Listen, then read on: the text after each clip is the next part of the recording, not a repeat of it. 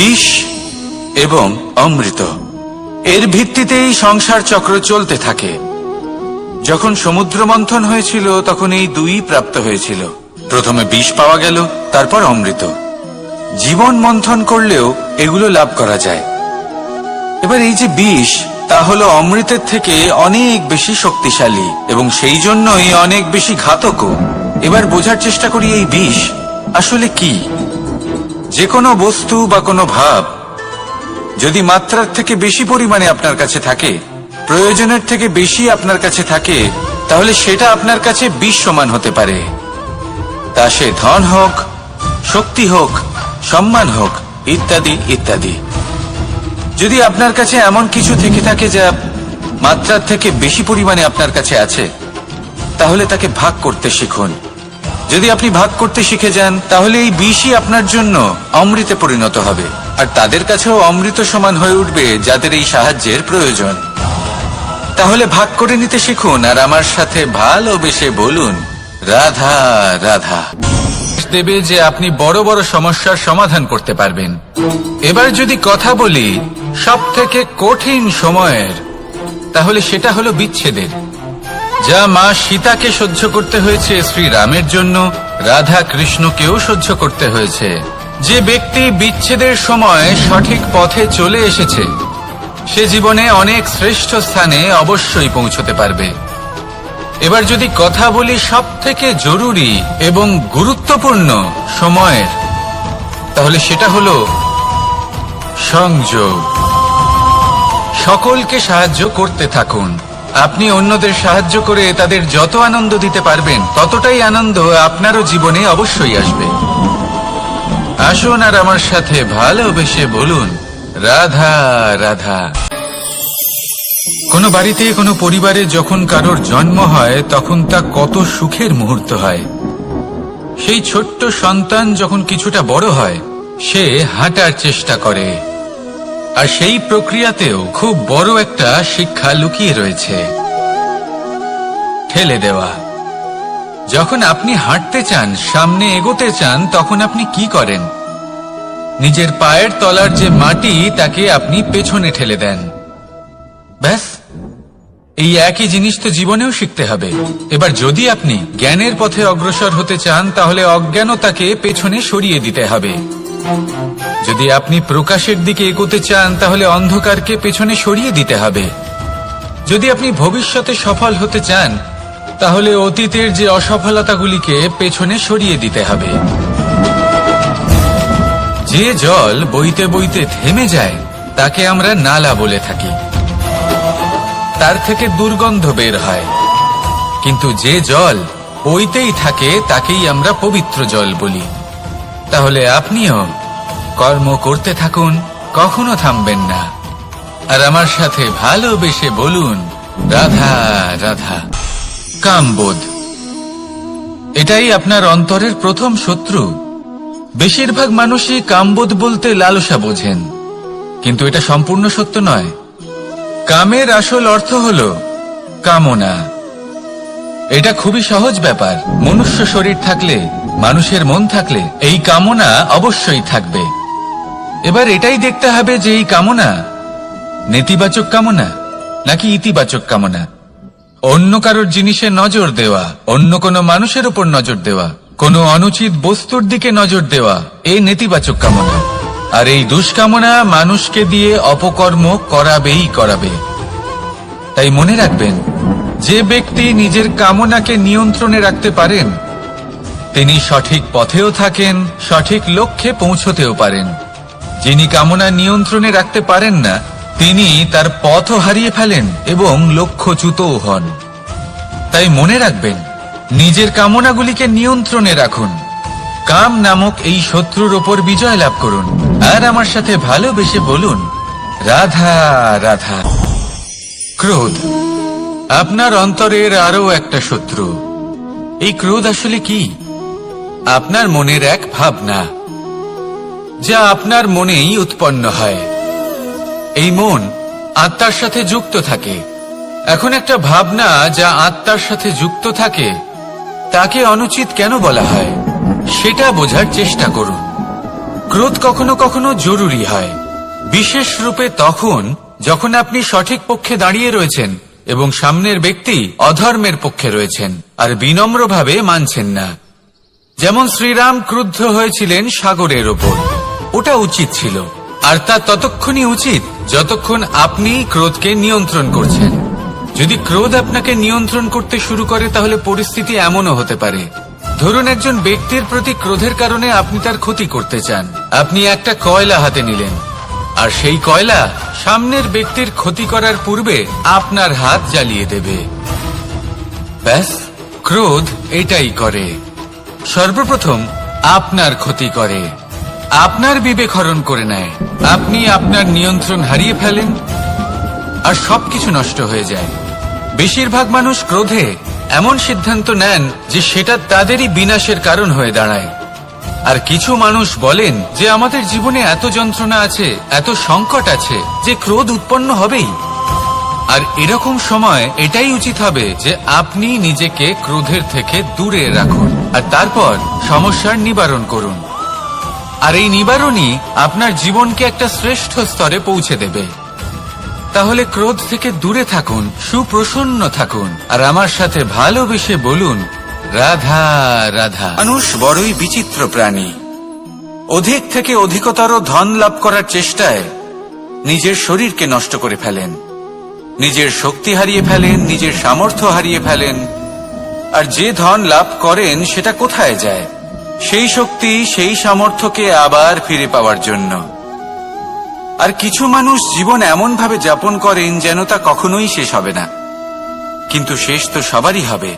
আর যখনই শেষটা কাছে চলে আসে তখন মানুষ এটা বুঝতে পারেন যে সে জীবনকে উপভোগ করেননি।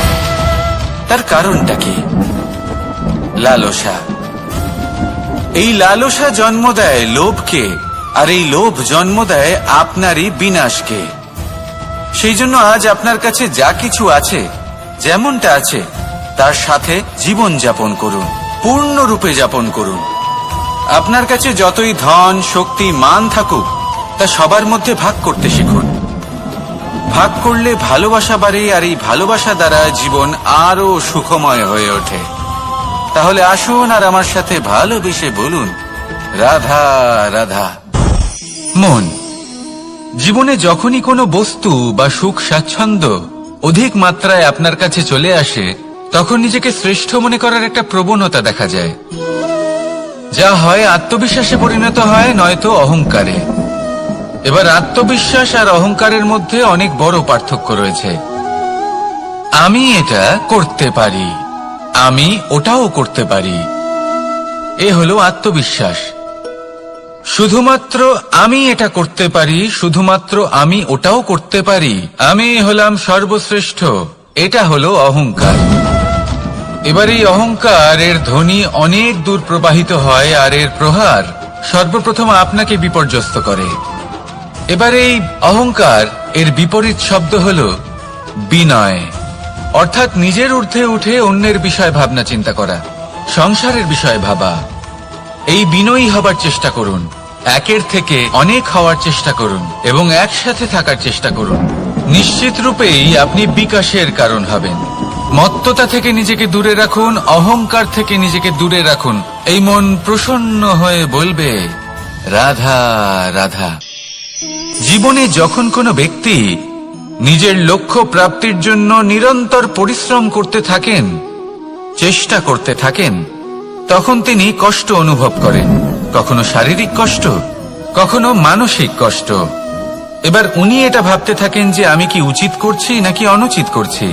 কারণ অন্যদিকে এমন একজন ব্যক্তিও আছেন যিনি একদমই পরিশ্রম, চেষ্টা করছেন না। তিনি মদিরা পান করেন, বিলাসিতায় জীবন কাটান, অলস প্রকৃতির হয়ে ওঠেন, নিদ্রাতে বিলীন হয়ে থাকেন আর ভাবেন যে তিনি সুখ লাভ করছেন। কিন্তু এরকম কেন হয়? কারণ যখন আমরা সৎ পথে থাকি, উচিত পথে চলি, লক্ষ্য প্রাপ্ত করার জন্য চেষ্টা করতে থাকি, তখন আমাদের ভেতরে থাকা নেতিবাচক শক্তি এবং পাপ এই দেহকে ত্যাগ করে দেয়। আর এই অনুভূতিটাই আমাদের দুঃখের অনুভূতি দেয়, কষ্ট দেয়। এবার সেখানে যদি আমরা কুপথে চলি, অনুচিত পথে চলতে থাকি, তাহলে আমাদের ভেতরে থাকা পুণ্য এবং ধনাত্মক শক্তি আমাদের দেহ ত্যাগ করে দেয়। আর এই অনুভূতির কারণেই আমরা সুখ অনুভব করি। কিন্তু কখনো ভাববেন যে এই সুখ বেশি সময় পর্যন্ত থাকে না। সেই জন্য সবসময় মনে রাখবেন, যদি আপনি জানেন যে এটাই আপনার লক্ষ্য, এটাই উচিত পথ, শুভ পথ, তাতে নিরন্তরভাবে এগিয়ে যেতে চেষ্টা করতে থাকুন। এই কষ্ট আপনাকে সুখের পরাকাষ্ঠায় কখন পৌঁছে দেবে তা আপনি জানতেই পারবেন না। আসুন আমার সাথে ভালোবেসে বলুন, রাধা রাধা। ঈর্ষা আমাদেরই মনে বসবাস করা আরো একটা শত্রু। তবে এই শত্রু কখনো কখনো আমাদের জন্য লাভদায়কও হতে পারে, কিন্তু যদি আমরা সতর্ক না থাকি তাহলে সেটা ততটাই ঘাতক হয়ে উঠতে পারে।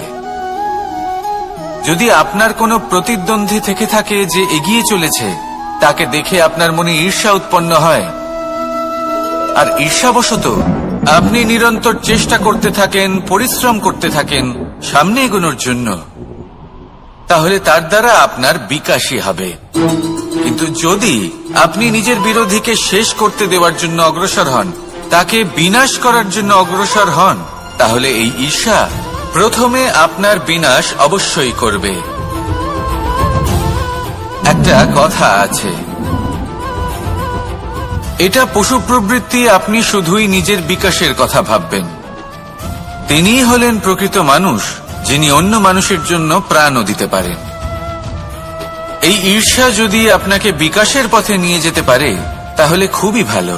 যদি আপনাকে অন্য কাউকে বিনাশ করে দেওয়ার পথে অগ্রসর করে, তাহলে তার থেকে দূরে থাকাই ভালো। যেমন ধরুন, আপনার কাছে একটা সূচ আছে, যার দ্বারা আপনি ছেঁড়া কাপড়ও সেলাই করতে পারবেন বা অন্য কারোর পাত্রে ছিদ্রও করে দিতে পারবেন। আপনি কি চাইবেন, নিজের বিকাশ নাকি অন্য কারোর বিনাশ? সিদ্ধান্ত আপনারই। আসুন আর আমার সাথে ভালোবেসে বলুন, রাধা রাধা। লোভ আপনার অন্তরের আরো একটা শত্রু। দেখতে গেলে এটা একটা শব্দ, একটা সংস্কৃত শব্দ, লব ধাতু থেকে উৎপন্ন হয়েছে। এর অর্থ কিছু লাভ করা। কিছু লাভ করা অনুচিত নয়, আরো কিছু লাভ করাও অনুচিত নয়, কিন্তু সব থেকে বেশি আমিই লাভ করব, আমি আরো চাই, আরো বেশি চাই, আরো বেশি পেতে চাই, এটাই হলো লোভ। আর এই লোভ যখন গ্রাস করে, তখন আপনি যা পেতে চান, সে ধনই হোক বা মানই হোক, তা অর্জন করার জন্য মানুষ যে কোনো স্তরে পৌঁছে যেতে পারে। যদি মানুষ ধন অর্জন করতে চান, তাহলে তার জন্য তারা অধর্মের পথেও চলতে পারেন। যদি সম্মান অর্জন করতে চান, তাহলে অন্য মানুষকে ছোটও করতে পারেন। শেষ পর্যন্ত আপনার এটা মনে হতে পারে যে যদি একটু অল্পই প্রাপ্ত করতাম, কিন্তু ভালোবেসে প্রাপ্ত করতাম, এই জীবন আরো অনেক বেশি সুখী হতো। লোভ আপনার জীবনে, আপনার মনে কখন যে প্রবেশ করবে সেটা আপনি জানতেও পারবেন না। তাই এটা চিনতে শিখুন আর তৎক্ষণাৎ জীবন থেকে বাইরে ফেলে দিন। যা কিছু লাভ করতে চান তা ভালোবেসে লাভ করুন, আর সেই ভালোবাসার সাথেই বলুন, রাধা রাধা। মোহ আপনার অন্তরের আরো একটা শত্রু। এবার মানুষ প্রেম আর মোহের মধ্যে পার্থক্য বুঝতে পারে না। কিছু মানুষ ভাবে যে মোহর মধ্যে খারাপ কি আছে। যদি কোনো মানুষের তার বাবা মার প্রতি, তার সন্তানের প্রতি মোহ থাকে, তবে খারাপ কি আছে? খারাপ আছে, আর সেটা তাদের জন্য খারাপ হতে পারে যাদের প্রতি আপনার এই মোহ আছে। এবার মোহ, এই দুই পরিস্থিতিতেই আপনার হাত প্রসারিত থাকে। মোহের ক্ষেত্রে কোনো বস্তু বা কোনো ব্যক্তিকে লাভ করার জন্য, আর প্রেমে শুধুই প্রদান করার জন্য। মোহর বশে আপনার পায়ে বাঁধন পড়ে যেতে পারে। যদি মাতা পিতার তার সন্তানের প্রতি মোহ থাকে, তাহলে তারা তাদের সন্তানকে কখনো দুঃখে, চিন্তায়, যন্ত্রণায় দেখতেই পারবে না। সেই জন্য তারা সন্তানকে বেঁধে রাখতে চান একটা সুরক্ষিত ক্ষেত্রে, যেখান থেকে না তারা সংসারকে দেখতে পায়, না পরখ করতে পারে, না কিছু শিখতে পারে, না বিকট পরিস্থিতির সম্মুখীন হতে পারে। ঠিক যে কারণে তারা দুর্বল হয়ে পড়ে, অজ্ঞানী হয়ে ওঠে। তাদের বিকাশ সেখানেই স্তব্ধ হয়ে যায়, আর সেখানে প্রেম শুধুমাত্র বিকাশের পথে নিয়ে যায়। মা বাবা যদি সন্তানকে ভালোবাসেন তাহলে তাকে ছেড়ে দেন, যে যাও সংসারকে দেখো, পরখ করো আর শেখো। কিভাবে এর সাথে লড়াই করতে হবে সেটা নিজে শেখো। নিজের শক্তি নিজেই বাড়িয়ে তোলো, নিজের পথ চয়ন করো। সেই জন্য এই মোহর শিকল ভেঙে ফেলুন আর প্রেমকে আপন করে নিন। আর এই প্রেম দ্বারাই বলুন, রাধা রাধা। এই সংসারে এমন অনেক ব্যক্তি আছেন যারা নিজেদের প্রসন্নতার জন্য স্বার্থপরতার সীমা পার করে যেতে পারেন। নিজে সুখ লাভ করার জন্য অন্যকে দুঃখ দিতে পারেন।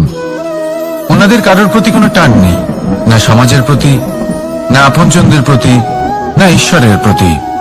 এবার দেখুন, মানুষ যদি কাউকে ভয় নাও পায়, তাও নিজের কর্মের কথা মনে করে অবশ্যই ভয় পাওয়া উচিত। কারণ আপনি যা কর্মই করুন তার ফল নিজে থেকে আপনার কাছে আসবেই, নিশ্চিত রূপে আসবে। তার থেকে আপনি পালাতে পারবেন না। কেউ নিজের কর্মফলের হাত থেকে বাঁচতে পারে না। স্বয়ং মহাদেবকে ওনার কর্মফল ভোগ করতে হয়েছিল। উনি কিছু না ভেবেই ভস্মাসুরকে বর দিয়েছিলেন। তার পরিণাম স্বরূপ যেটা হলো যে ওই ভস্মাসুর, যাকে মহাদেব বরদান করেছিলেন, তার হাত থেকে নিজের প্রাণ বাঁচিয়ে ওনাকে পালাতে হলো।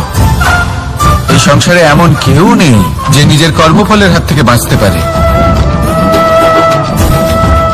সবসময় এটা ভেবে দেখুন যে কর্মটা আপনি করছেন সেটা শ্রেষ্ঠ কিনা। এমন কর্ম করুন যেটা আপনাকে জীবনে এগিয়ে নিয়ে যাবে। নিজেকে সৎ পথে রাখুন, কিন্তু এটাও সুনিশ্চিত করুন যে জীবনে যে কর্ম আপনি করছেন তাতে অন্য ব্যক্তির উপর কি প্রভাব পড়ছে, তাতে উনি দুঃখ পাচ্ছেন না তো। যদি আপনি যা করছেন তাতে সবার মঙ্গল হয়ে থাকে, তাহলে আপনার কাউকে ভয় পাওয়ার কোনো প্রয়োজন নেই। না কালকে ভয় পাবেন, না মহাকালকে। আসুন আমার সাথে ভালোবেসে বলুন, রাধা রাধা। জীবনে যখনই আমরা কোনো বিশেষ মানুষের সাথে পরিচিত হই, তখন তার ব্যক্তিত্বের বিষয়ে আমাদের একটি নিজস্ব দৃষ্টিভঙ্গি তৈরি হয়। তা সে ভালো হোক বা মন্দ, আমরা নিজেদের দৃষ্টিভঙ্গি, নিজেদের ধারণা বানিয়ে ফেলি। কিন্তু আপনি কি নিশ্চিত রূপে বলতে পারেন যে এই যে আপনার দৃষ্টিভঙ্গি, সেটাই সেই ব্যক্তির পূর্ণ সত্য? সেই ব্যক্তি সত্যিই সেরকমই? বোঝার জন্য আপনাকে সেই ব্যক্তির কাছাকাছি থাকতে হবে। তিনি কতটা অহংকারী বা কতটা সজ্জন সেটা বোঝার জন্য আপনাকে সেই ব্যক্তিকে সম্মান দিয়ে দেখতে হবে। সেই ব্যক্তি কতটা লোভী বা কতটা সরল সেটা বোঝার জন্য তাকে ধন দিয়ে দেখতে হবে। সেই ব্যক্তির কতগুলো খারাপ গুণ আছে সেটা বোঝার জন্য সেই ব্যক্তিকে স্বাধীনতা দিয়ে দেখতে হবে। তবেই তাকে আপনি বুঝতে পারবেন। যে কোনো মানুষকে বোঝা, তার ব্যক্তিত্ব বুঝে ওঠা এতটা সহজ কাজ নয়। যতক্ষণ কোনো ব্যক্তির ব্যক্তিত্ব সম্পর্কে স্পষ্ট ধারণা না হয়, ততক্ষণ সেই ব্যক্তির সাথে সম্পর্কে অগ্রসর হওয়া উচিত হবে না। আসুন আমার সাথে ভালোবেসে বলুন, রাধা রাধা। এই সংসারের দুটি সব থেকে শক্তিশালী শব্দ হল নীরবতা এবং প্রসন্নতা। এই দুটি সব থেকে বেশি কঠিনও। এবার আপনি বলবেন, এতে কঠিনের কি আছে? না, ক্ষেত্র বিশেষে নিজে নীরব থাকা হলো অত্যন্ত কঠিন। আর তার থেকেও বেশি কঠিন হলো বিকট পরিস্থিতিতে নিজেকে প্রসন্ন রাখা। কিন্তু যদি আপনি এটা শিখে যান, তাহলে এই নীরবতাই আপনাকে জীবনে অনেক বড় বড় সমস্যার হাত থেকে বাঁচাবে। এই প্রসন্নতা আপনাকে বিকটতর পরিস্থিতি থেকে বেরিয়ে আসতে শক্তি যোগাবে। তাই এই গুণ আত্মসাৎ করুন আর আমার সাথে ভালোবেসে বলুন, রাধা রাধা। আমরা সবাই জীবনে কামনা করি। কেউ ধন সম্পত্তির কামনা করি, কেউ ভালোবাসার, কেউ বন্ধুদের, কেউ নাম খ্যাতি আদি ইত্যাদি। এগুলো লাভ করার জন্য আমরা চেষ্টা করতে থাকি, পরিশ্রম করতে থাকি। কিছু সময় পরে অর্জনও করে ফেলি, কিন্তু সবকিছু অর্জন করার কিছু সময় পরে এরা রুষ্ট হয়ে যান, আমাদের থেকে দূরে চলে যান বা আমাদের থেকে কেড়ে নেওয়া হয়। এমনটা কেন হয়? এমনটা এই কারণে হয় কারণ মানুষের একটা দুর্বলতা আছে। কোনো কিছুই অর্জন করার পরে আস্তে আস্তে সে তার মূল্য, তার গুরুত্ব ভুলে যায়, তার জন্য চেষ্টা করা ছেড়ে দেয়। আর এটাই হলো সবথেকে বড় সমস্যা। ঠিক যেমন কোনো ব্যক্তি যিনি ধন অর্জন করতে চান তার জন্য কঠিন পরিশ্রম করেন, হয়তো ধন অর্জন করেও ফেলেন, তারপর আস্তে আস্তে ওই ধনের মূল্য ভুলে যান, উচিতভাবে তা প্রয়োগ করেন না, আস্তে আস্তে তার ধন তার সঙ্গ ত্যাগ করে দেয়, সমস্ত পরিশ্রম ব্যর্থ হয়ে যায়। সেই জন্য মনে রাখবেন, এই সংসারে কিছু অর্জন করা অত্যন্ত কঠিন ব্যাপার, কিন্তু তার থেকেও বেশি কঠিন হলো সেটা নিজের সাথে ধরে রাখা। তাই জীবনে যখনই আপনি কিছু অর্জন করবেন তার গুরুত্বটা বুঝুন, আর তারপরে সময় সময় তার মূল্য নিজেকে স্মরণ করাতে থাকুন। কৃতজ্ঞ থাকুন যে আপনার পরিশ্রম আপনাকে এই ফল দান করেছে, আর চিরকাল পরিশ্রম করুন, তবেই আপনি যেটা লাভ করেছেন সেটা আপনার কাছে থেকে যাবে। আসুন আর আমার সাথে ভালোবেসে বলুন, রাধা রাধা। এই সংসারে আপনার সবথেকে বড় বন্ধু কে? কেউ বলবেন ছোটবেলার বন্ধুরা, কেউ বলবেন মাতা পিতা, কেউ বলবেন ঈশ্বর। এবারে বলুন যে এই সংসারে আপনার সবথেকে বড় শত্রু কে? কেউ বলবে আপনার বিরোধী, সেই ব্যক্তি যে আপনাকে হিংসে করে, বা আপনার নিজের অহংকার, আপনার কুকর্ম। আমি বলবো যে এই সংসারে আপনার সবথেকে বড় বন্ধু হলো আপনার নিজের মন। এই চঞ্চল মনকে যদি আপনি নিয়ন্ত্রণ করতে শিখতে পারেন, তাহলে এর থেকে বড় বন্ধু এই সংসারে আপনি কোথাও পাবেন না। সেখানেই যদি এই মন আপনাকে বশ করে ফেলে, তাহলে সংসারে এর থেকে বড় শত্রুও আপনি কোথাও পাবেন না। সেই জন্য এই সংসারকে নিয়ন্ত্রণ করার চেষ্টা ত্যাগ করুন। প্রথমে এই মনকে নিয়ন্ত্রণ করতে শিখে যান, তাহলে এই জীবন নিজে থেকেই সাফল্যের পথে অগ্রসর হবে। আর তখন এই মন প্রসন্ন হয়ে বলবে, রাধা রাধা। সংসারে যদি আপনি শুভ কিছু অর্জন করতে চান, তাহলে দুটি পথ আছে। প্রথম হলো ধর্ম, আর দ্বিতীয় হলো কর্ম। কিছু ব্যক্তি এমন কথাও বলেন যে আমরা তো ধর্মের পথেই অগ্রসর ছিলাম, আমরা তো লক্ষ্য প্রাপ্ত করতে পারলাম না, বরং আমাদের নিন্দা হলো। এবার এরকমটা ঠিক কেন হয়? এরকম এই কারণে হয়, কারণ দেখতে গেলে ধর্ম সবসময় আমাদের এমন পথ দেখায় যেটা আমাদের একটা শুভ লক্ষ্য প্রাপ্তিতে সাহায্য করে, কিন্তু সেই লক্ষ্যে আমাদের পৌঁছতে হবে নিজেদের কর্ম দ্বারা। যদি আপনি ধর্মের পথে অগ্রসর হয়ে থাকেন, তাহলে আপনাকে কর্মও করতে হবে। যদি ধর্মের পথে চলেন কিন্তু কর্ম না করেন, তাহলে লক্ষ্য প্রাপ্তি হবে না। ঠিক সেইভাবেই যদি আপনি কর্ম করতে থাকেন কিন্তু ধর্মের পথে না চলেন, তাও লক্ষ্য প্রাপ্তি হবে না। মনে রাখবেন যে ধর্ম এবং কর্ম হলো একটি মুদ্রার দুই পিঠের সমান। এদের নিজের জীবনে আত্মসাৎ করুন এবং অগ্রসর হন। এই সংসারের প্রত্যেক লক্ষ্য আপনার হবে। আসুন আমার সাথে ভালোবেসে বলুন, রাধা রাধা। প্রত্যেক মানুষ জীবনযাপন করেন, কিন্তু প্রত্যেক মানুষ বেঁচে থাকার রসদ জোগাড় করতে পারেন না। তাহলে কি করা যায়? জীবনের রসদ কিভাবে জোগাড় করা যায়? কিভাবে আমাদের চেষ্টা করে যাওয়া উচিত? আমাদের কি করা উচিত? কিছু কাজ আছে যেগুলো আপনাদের করতে হবে। সর্বপ্রথম, জীবনে যখনই কোনো সমস্যা আসবে, তখন নিরপেক্ষভাবে তার সম্মুখীন হন। তা সে যে সমস্যাই হোক, সেটা সমাধান করার জন্য আপনাকে শুভ পথ নির্বাচন করতেই হবে।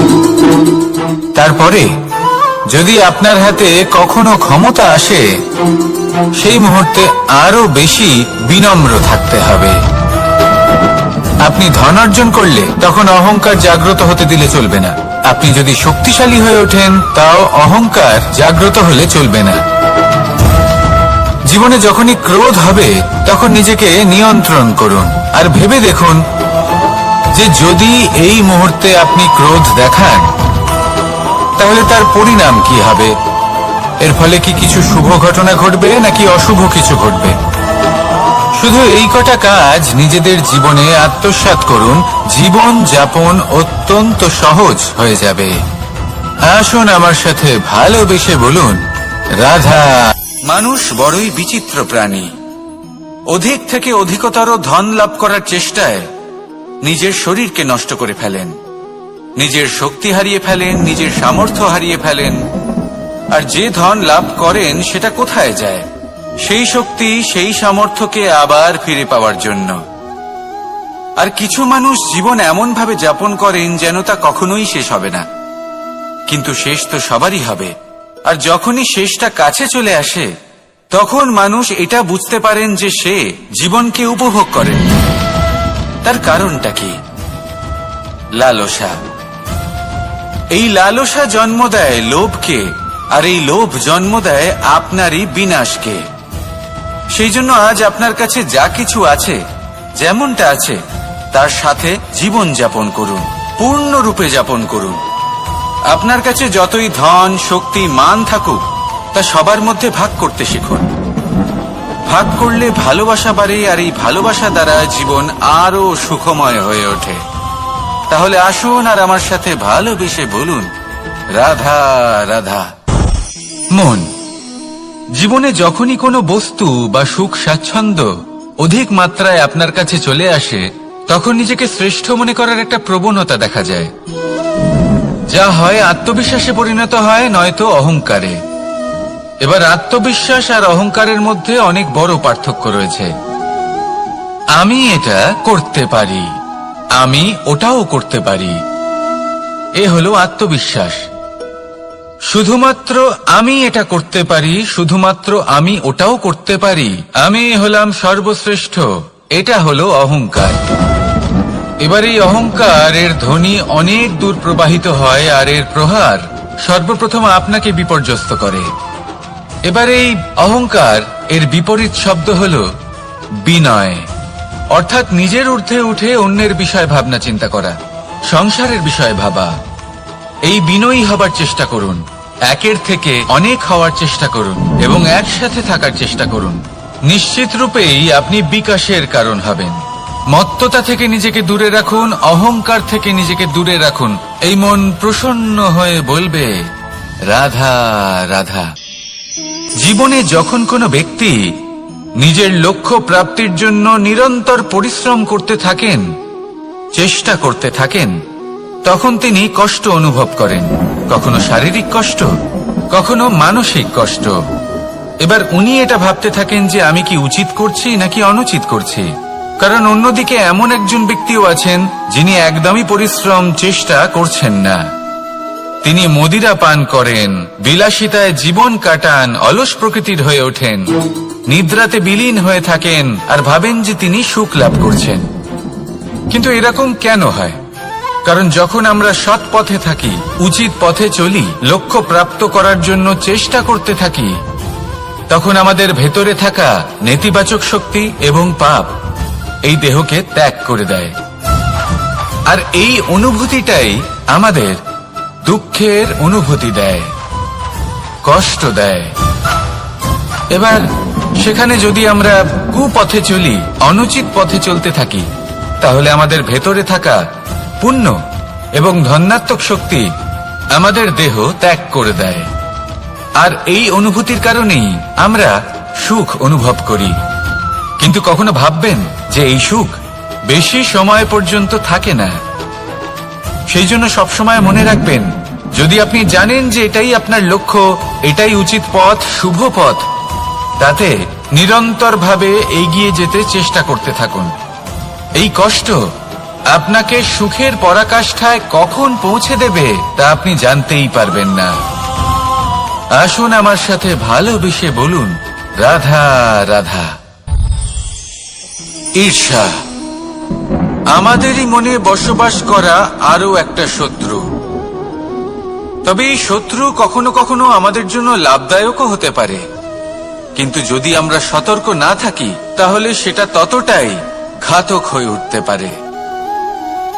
যদি আপনার কোনো প্রতিদ্বন্দ্বী থেকে থাকে যে এগিয়ে চলেছে, তাকে দেখে আপনার মনে ঈর্ষা উৎপন্ন হয়, আর ঈর্ষাবশত আপনি নিরন্তর চেষ্টা করতে থাকেন, পরিশ্রম করতে থাকেন সামনে এগোনোর জন্য, তাহলে তার দ্বারা আপনার বিকাশই হবে। কিন্তু যদি আপনি নিজের বিরোধীকে শেষ করতে দেওয়ার জন্য অগ্রসর হন, তাকে বিনাশ করার জন্য অগ্রসর হন, তাহলে এই ঈর্ষা প্রথমে আপনার বিনাশ অবশ্যই করবে। একটা কথা আছে, এটা পশু প্রবৃত্তি, আপনি শুধুই নিজের বিকাশের কথা ভাববেন। তিনিই হলেন প্রকৃত মানুষ, যিনি অন্য মানুষের জন্য প্রাণও দিতে পারেন। এই ঈর্ষা যদি আপনাকে বিকাশের পথে নিয়ে যেতে পারে তাহলে খুবই ভালো। যদি আপনাকে অন্য কাউকে বিনাশ করে দেওয়ার পথে অগ্রসর করে তাহলে তার থেকে দূরে থাকাই ভালো। যেমন ধরুন, আপনার কাছে একটা সুচ আছে, যার দ্বারা আপনি ছেঁড়া কাপড়ও সেলাই করতে পারবেন বা অন্য কারোর পাত্রে ছিদ্রও করে দিতে পারবেন। আপনি কি চাইবেন, নিজের বিকাশ নাকি অন্য কারোর বিনাশ? সিদ্ধান্ত আপনারই। আসুন আর আমার সাথে ভালোবেসে বলুন, রাধা রাধা। বিষ এবং অমৃত, এর ভিত্তিতেই সংসার চক্র চলতে থাকে। যখন সমুদ্র মন্থন হয়েছিল তখন এই দুই প্রাপ্ত হয়েছিল। প্রথমে বিষ পাওয়া গেল, তারপর অমৃত। জীবন মন্থন করলেও এগুলো লাভ করা যায়। এবার এই যে বিষ, তা হলো অমৃতের থেকে অনেক বেশি শক্তিশালী এবং সেই জন্যই অনেক বেশি ঘাতকও। এবার বোঝার চেষ্টা করি এই বিষ আসলে কি। যে কোনো বস্তু বা কোনো ভাব যদি মাত্রার থেকে বেশি পরিমাণে আপনার কাছে থাকে, প্রয়োজনের থেকে বেশি আপনার কাছে থাকে, তাহলে সেটা আপনার কাছে বিষ সমান হতে পারে। তা সে ধন হোক, শক্তি হোক, সম্মান হোক, ইত্যাদি ইত্যাদি। যদি আপনার কাছে এমন কিছু থেকে থাকে যা মাত্রার থেকে বেশি পরিমাণে আপনার কাছে আছে, তাহলে তাকে ভাগ করতে শিখুন। যদি আপনি ভাগ করতে শিখে যান তাহলে এই বিষই আপনার জন্য অমৃতে পরিণত হবে, আর তাদের কাছেও অমৃত সমান হয়ে উঠবে যাদের এই সাহায্যের প্রয়োজন। তাহলে ভাগ করে নিতে শিখুন আর আমার সাথে ভালোবেসে বলুন, রাধা রাধা। কোনো বাড়িতে, কোনো পরিবারে যখন কারোর জন্ম হয় তখন তা কত সুখের মুহূর্ত হয়। সেই ছোট্ট সন্তান যখন কিছুটা বড় হয়, সে হাঁটার চেষ্টা করে, আর সেই প্রক্রিয়াতেও খুব বড় একটা শিক্ষা লুকিয়ে রয়েছে, ঠেলে দেওয়া। যখন আপনি হাঁটতে চান, সামনে এগোতে চান, তখন আপনি কি করেন? নিজের পায়ের তলার যে মাটি তাকে আপনি পেছনে ঠেলে দেন। ব্যাস, এই একই জিনিস তো জীবনেও শিখতে হবে। এবার যদি আপনি জ্ঞানের পথে অগ্রসর হতে চান তাহলে অজ্ঞানতাকে পেছনে সরিয়ে দিতে হবে। যদি আপনি প্রকাশের দিকে এগোতে চান তাহলে অন্ধকারকে পেছনে সরিয়ে দিতে হবে। যদি আপনি ভবিষ্যতে সফল হতে চান তাহলে অতীতের যে অসফলতাগুলিকে পেছনে সরিয়ে দিতে হবে। যে জল বইতে বইতে থেমে যায় তাকে আমরা নালা বলে থাকি, তার থেকে দুর্গন্ধ বের হয়। কিন্তু যে জল বইতেই থাকে তাকেই আমরা পবিত্র জল বলি। তাহলে আপনিও কর্ম করতে থাকুন, কখনো থামবেন না, আর আমার সাথে ভালোবেসে বলুন, রাধা রাধা। যোগাসন। যোগাসনে আসন অত্যন্ত গুরুত্বপূর্ণ। এবার আমি বলবো সবথেকে শ্রেষ্ঠ আসন কোনটি। আশ্বাস। নিজেকে আশ্বস্ত করতে থাকুন যে আমি আছি, সব ঠিক হবে, যা হচ্ছে ভালোর জন্য হচ্ছে। এই আশ্বাস আপনাকে জীবনে এমন ধনাত্মক বিশ্বাস দেবে যে আপনি বড় বড় সমস্যার সমাধান করতে পারবেন। এবার যদি কথা বলি সবথেকে কঠিন সময়ের, তাহলে সেটা হলো বিচ্ছেদের। যা মা সীতাকে সহ্য করতে হয়েছে শ্রীরামের জন্য, রাধা কৃষ্ণকেও সহ্য করতে হয়েছে। যে ব্যক্তি বিচ্ছেদের সময় সঠিক পথে চলে এসেছে সে জীবনে অনেক শ্রেষ্ঠ স্থানে অবশ্যই পৌঁছতে পারবে। এবার যদি কথা বলি সবথেকে জরুরি এবং গুরুত্বপূর্ণ সময়ের, তাহলে সেটা হলো সংযোগ। সকলকে সাহায্য করতে থাকুন, আপনি অন্যদের সাহায্য করে তাদের যত আনন্দ দিতে পারবেন ততটাই আনন্দ আপনারও জীবনে অবশ্যই আসবে। আসুন আর আমার সাথে ভালোবেসে বলুন, রাধা রাধা। কামবোধ, এটাই আপনার অন্তরের প্রথম শত্রু। বেশিরভাগ মানুষই কামবোধ বলতে লালসা বোঝেন, কিন্তু এটা সম্পূর্ণ সত্য নয়। কামের আসল অর্থ হল কামনা। এটা খুবই সহজ ব্যাপার। মনুষ্য শরীর থাকলে, মানুষের মন থাকলে এই কামনা অবশ্যই থাকবে। এবার এটাই দেখতে হবে যে এই কামনা নেতিবাচক কামনা নাকি ইতিবাচক কামনা। অন্য কারোর জিনিসে নজর দেওয়া, অন্য কোনো মানুষের উপর নজর দেওয়া, কোনো অনুচিত বস্তুর দিকে নজর দেওয়া, এই নেতিবাচক কামনা।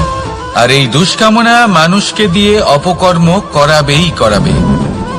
তাই মনে রাখবেন, যে ব্যক্তি নিজের কামনাকে নিয়ন্ত্রণে রাখতে পারেন তিনি সঠিক পথেও থাকেন, সঠিক লক্ষ্যে পৌঁছতেও পারেন। যিনি কামনা নিয়ন্ত্রণে রাখতে পারেন না তিনি তার পথও হারিয়ে ফেলেন এবং লক্ষ্যচ্যুতও হন। তাই মনে রাখবেন, নিজের কামনাগুলিকে নিয়ন্ত্রণে রাখুন। কাম নামক এই শত্রুর ওপর বিজয় লাভ করুন। আর আমার সাথে ভালোবেসে বলুন, রাধা রাধা। ক্রোধ, আপনার অন্তরের আরো একটা শত্রু। এই ক্রোধ আসলে কি? আপনার মনের এক ভাবনা, যা আপনার মনেই উৎপন্ন হয়। এই মন আত্মার সাথে যুক্ত থাকে। এখন একটা ভাবনা যা আত্মার সাথে যুক্ত থাকে তাকে অনুচিত কেন বলা হয় সেটা বোঝার চেষ্টা করুন। ক্রোধ কখনো কখনো জরুরি হয়, বিশেষ রূপে তখন যখন আপনি সঠিক পক্ষে দাঁড়িয়ে রয়েছেন এবং সামনের ব্যক্তি অধর্মের পক্ষে রয়েছেন আর বিনম্রভাবে মানছেন না। যেমন শ্রীরাম ক্রুদ্ধ হয়েছিলেন সাগরের ওপর। ওটা উচিত ছিল, আর তা ততক্ষণই উচিত যতক্ষণ আপনি ক্রোধকে নিয়ন্ত্রণ করছেন। যদি ক্রোধ আপনাকে নিয়ন্ত্রণ করতে শুরু করে তাহলে পরিস্থিতি এমনও হতে পারে, ধরুন একজন ব্যক্তির প্রতি ক্রোধের কারণে আপনি তার ক্ষতি করতে চান। আপনি একটা কয়লা হাতে নিলেন আর সেই কয়লা সামনের ব্যক্তির ক্ষতি করার পূর্বে আপনার হাত জ্বালিয়ে দেবে। ব্যাস, ক্রোধ এটাই করে। সর্বপ্রথম আপনার ক্ষতি করে, আপনার বিবেক হরণ করে নেয়। আপনি আপনার নিয়ন্ত্রণ হারিয়ে ফেলেন আর সবকিছু নষ্ট হয়ে যায়। বেশিরভাগ মানুষ ক্রোধে এমন সিদ্ধান্ত নেন যে সেটা তাদেরই বিনাশের কারণ হয়ে দাঁড়ায়। আর কিছু মানুষ বলেন যে আমাদের জীবনে এত যন্ত্রণা আছে, এত সংকট আছে যে ক্রোধ উৎপন্ন হবেই। আর এরকম সময় এটাই উচিত হবে যে আপনি নিজেকে ক্রোধের থেকে দূরে রাখুন আর তারপর সমস্যার নিবারণ করুন। আর এই নিবারণই আপনার জীবনকে একটা শ্রেষ্ঠ স্তরে পৌঁছে দেবে। তাহলে ক্রোধ থেকে দূরে থাকুন, সুপ্রসন্ন থাকুন আর আমার সাথে ভালোবেসে বলুন, রাধা রাধা। লোভ, আপনার অন্তরের আরো একটা শত্রু। দেখতে গেলে এটা একটা শব্দ, একটা সংস্কৃত শব্দ। লব ধাতু থেকে উৎপন্ন হয়েছে। এর অর্থ কিছু লাভ করা। কিছু লাভ করা অনুচিত নয়, আরো কিছু লাভ করাও অনুচিত নয়, কিন্তু সব থেকে বেশি আমি লাভ করব, আমি আরো চাই, আরো বেশি চাই, আরো বেশি পেতে চাই, এটাই হলো লোভ। আর এই লোভ যখন গ্রাস করে তখন আপনি যা পেতে চান, সে ধনই হোক বা মানই হোক, তা অর্জন করার জন্য মানুষ যে কোনো স্তরে পৌঁছে যেতে পারে। যদি মানুষ ধন অর্জন করতে চান তাহলে তার জন্য তারা অধর্মের পথেও চলতে পারেন। যদি সম্মান অর্জন করতে চান তাহলে অন্য মানুষকে ছোটও করতে পারেন। শেষ পর্যন্ত আপনার এটা মনে হতে পারে যে যদি একটু অল্পই প্রাপ্ত করতাম কিন্তু ভালোবেসে প্রাপ্ত করতাম, এই জীবন আরো অনেক বেশি সুখী হতো। লোভ আপনার জীবনে, আপনার মনে কখন যে প্রবেশ করবে সেটা আপনি জানতেও পারবেন না। তাই এটা চিনতে শিখুন আর তৎক্ষণাৎ জীবন থেকে বাইরে ফেলে দিন। যা কিছু লাভ করতে চান তা ভালোবেসে লাভ করুন আর সেই ভালোবাসার সাথেই বলুন, রাধা রাধা।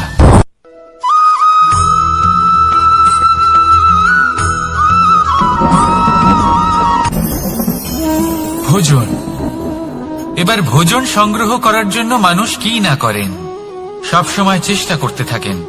ফসল উৎপাদনের জন্য অনেক পরিশ্রম করতে থাকেন, কিন্তু অনেক সময় অনেক পরিশ্রম করার পরেও ফসল ভালো উৎপাদন হয় না।